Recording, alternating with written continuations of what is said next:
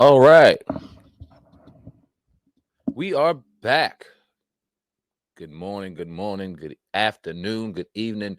Happy Monday to everybody, all my loyal listeners out there. Sam, I Am Viral Podcast, episode number 8.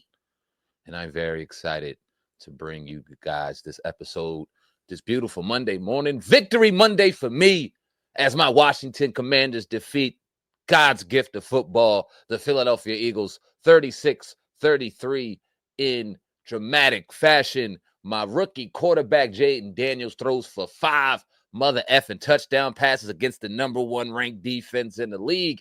And it feels way better on a Monday getting a win with my squad. I'm so proud of my boys. In a good mood today, guys. In a good mood. Obviously, my team won. Had a very, very productive week. Got a very productive week ahead of me.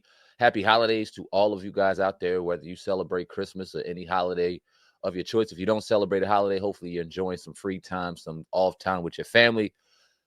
Happy holiday season to each and every one of you guys out there. So I've titled this episode of the podcast Learning Lessons, and something along those lines of learning lessons, because I got a good learning lesson last week and I wanted to share it with you guys. And I had some dope interviews last week. If you guys haven't checked out those interviews, go check them out after this episode of this podcast. Go check out the other episodes if you haven't checked them out yet. But I wanted to share a very valuable learning lesson that I received early last week. I'm going to break it down for you. So obviously, I'm in the early stages of my acting career. I've created and established some very important and exciting milestones throughout my early journey in acting thus far. I've gotten into feature films, won short film awards, got an agent.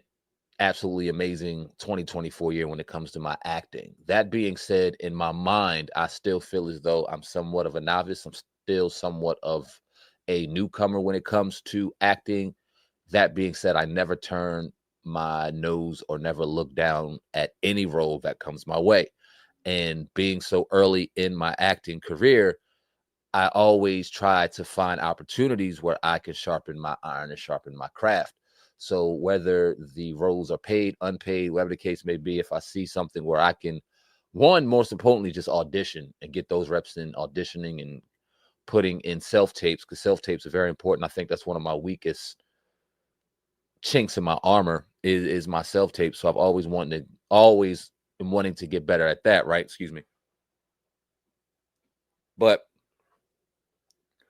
I like to act. I love it. I love the process of acting. So during my downtime, if I'm not auditioning or not submitting or being submitted for major roles, I'm on Facebook and I'm grinding and I'm going ahead and trying to find different roles and different avenues to where I can get out there and just kind of sharpen my craft. So I submitted for this audition. It was being filmed out in Indiana. Out of respect to the director, the writer, and things, I'll leave their names out of it. But I submit an audition, and I submit millions of auditions. And in particular, a lot of my success came from joining a lot of Facebook groups, acting groups along in my area, as well as outside of my area, gaining a rapport, gaining relationships with various people, and auditioning and finding my ways onto a lot of films. I've gained a lot of phenomenal relationships doing this. So like I said, during my downtime, I'm pushing the pavement. I'm on my grind. I'm on Facebook. I'm doing my thing and doing what got me to where I'm at right now. So I submitted for a number of auditions. And a couple of days ago, one morning, I opened my email, which I customarily do in the morning. I typically get up around 5 a.m. and I don't like to open my phone and look at my phone right off the jump. I like to kind of make sure my mind is clear, focus on the task at hand. My mind consistently runs even when I'm asleep. My mind has to take a lot of credit for waking me up in the morning. It's constantly running, it's constantly moving. So I like to try to kind of get my wits together, compartmentalize what's going on throughout the night, throughout the day, throughout my life. You know what I'm saying? Because for some reason, my ass likes to contemplate a lot of life things in the morning and just kind of get ready for my day. So for some reason or another, I open my email. When I open my email, I see a email return from one of the producer and directors of a film that I submitted to audition for. And I open the email and it immediately says, "Congratulations, you have earned the role of so and so, blah blah blah." So I close it immediately. I'm happy, but I close it because I'm trying to stick to my routine, and my routine is to try to make sure my mind is as clear as possible, so that I can go ahead and tackle the day ahead of me. So I shut the phone down for a couple hours, you know what I mean, and I see it, but I don't really get too absorbed in it. And I let some time go by, and as I'm getting my daughter's school lunch ready, after I take my dog out, my son's going to school. He's already gone and get my daughter ready. I say, all right, let me open my phone and check it out. So I open my phone, I check it out, and it says, "Congratulations, you have gotten the role of," I forgot dude's name. I forgot even the dude's name, but it's being shot in Indianapolis, Indiana. I'm getting a certain percentage of revenue share, which in layman's terms basically means nothing, because if it's an independent film, it doesn't have much of a budget. If you're not paying your actors, then the chances and the likelihood of me recouping anything are slim to none, but okay. It said travel initially. It said paid position. This is why I applied for it. But like I said a couple minutes ago, paid or not, I'm trying to sharpen my craft. So more likely than not, if they were to pay for me to get down there, I would have done it. So as I look at, now mind you, let me backtrack this a little bit. I submitted to audition for a role. I didn't know what roles were available. It said they needed 4 males, 4 females, 1 male who is LGBTQ. All right. So clearly I wasn't that one. I submitted for one of the 4 gentlemen. So I got one of the roles for the 4 gentlemen. And my role was this gangster fighting feelings and fighting his sexuality as he secretly has this relationship with this brother named Lilo. And like I said, I like to kind of make sure I compartmentalize things in the morning, make sure my mind is straight. And this shit just threw me all the way off. Now, let me be very clear when I say I have absolutely no problem with the LGBTQ community. I have no problem with homosexuals. What you do in your bedroom, what you do in the confines of your own home, and who you do it with is your business. I have no problem with that. But I am a proud heterosexual male. I'm a father of 2. I'm a husband. Before I was a husband, I had a girlfriend, a wife, and a mistress. I love women. All right. I genuinely do. And most importantly than that, me entering my acting career at the age that I've entered it, and at the time that I've entered it, I have to make sure that I keep a certain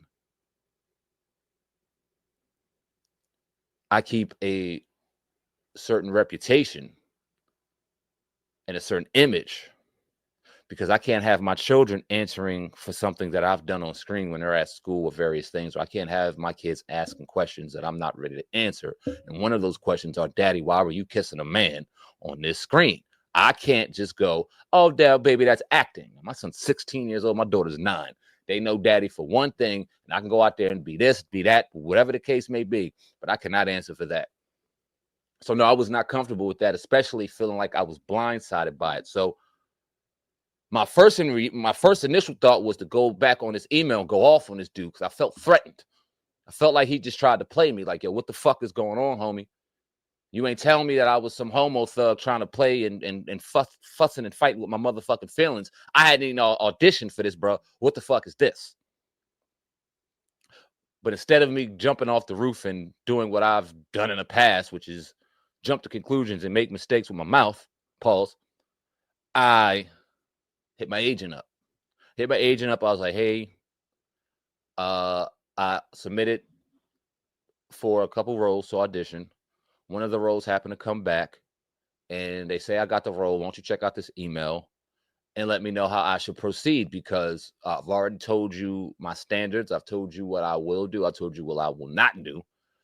What should I do in this situation? Because I'm ready to go off on homie." She said, "All right, no, go ahead, fall back. Give me his information. I'll reach out to him.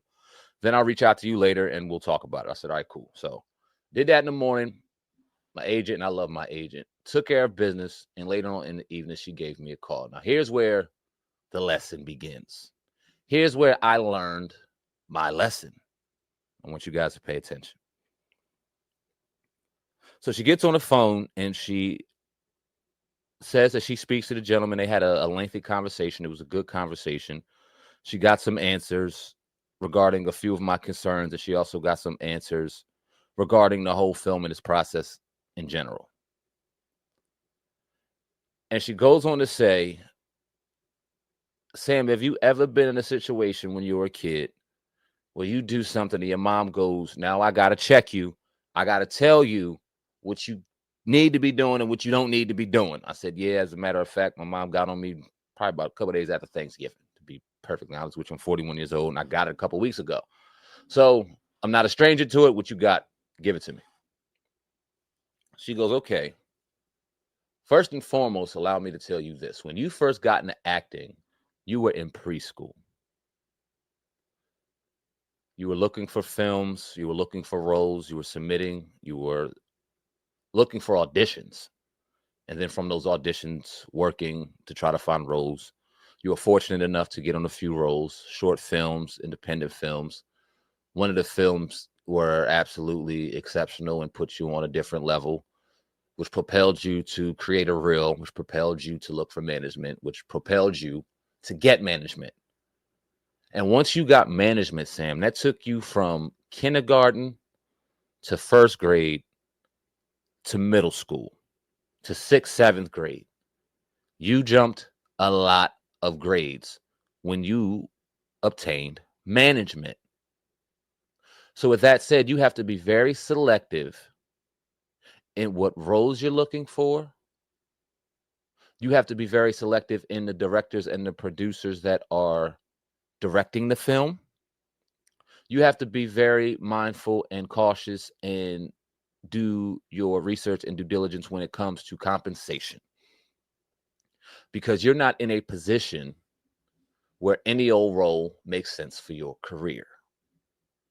So I commend you for going out here and trying to work, because I know you love to work, which she's 100% right. I love to work. I do. And like I told you in the beginning, I don't see myself as anything when it comes to acting. I see myself as a novice, and I need to continue to work and continue to grind. And the last time I had my acting class, my acting coach told me to submit for any and all things, get as many self-tapes out there as possible, continue to grind. And my mindset was always there, and a piece of my mind will always be there. And that's just to pound the pavement, grind and work. But my manager, my agent, made it very clear that I need to understand my position and what she is submitting me for. What I'm being submitted for is some very big and very serious roles, episodic series, voiceovers, feature films, you name it. My name and my face and my headshots and my reel is being submitted to some heavy hitters in this game. And I'm very humbled by that. Now, she also told me that it was a situation with a hit show. My son's actually watching the show as we speak. It was between me and another brother, and another brother. That other brother got it. So, salute to him. I don't know who that was, and I don't know what role he received. I know what show it was, but the fact that I'm in those conversations just goes to kind of tell you what 2025 is looking like. And I'm very excited about it. But she said you have to be very selective in the roles you pick. Now, in speaking to the gentleman, and I won't go into great detail, but I'll give you guys some information on the conversation they had. First off, she asked him, would I get hotel and travel accommodations, being as though I'm from New Jersey? My man didn't even know I was from Jersey. That's one thing, even though I clearly on my resume, in my slate, in my email, I clearly made it known that I was from Atlantic County, New Jersey. So she asked him, was he aware that I was from New Jersey? He said no. She also told him, did he watch my reel, and was he aware that I was being submitted for major roles such as X, Y, and Z? He was shocked. He said no. Was very excited, was very flattered that a actor of my caliber, and I say that very humbly because these are the words that my agent used. I don't think I would ever use this, but she used it, was still gracious enough to want to work on your film, but there are some things to make sure that we can ensure that he is in this film.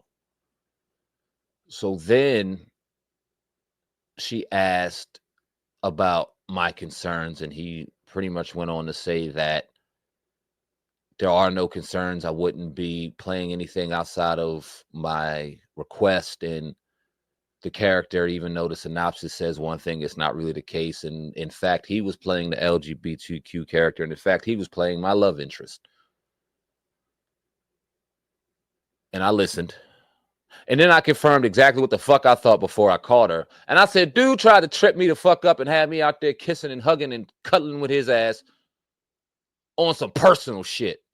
Didn't even look at my credentials. Didn't even look at where I was from. Didn't even look to see if he could get me down there. Just wanted to make sure he got me down. And I'm like, bro, listen. First off, the end of the conversation, they said, okay, well, send me the script. Make sure that we can review the script.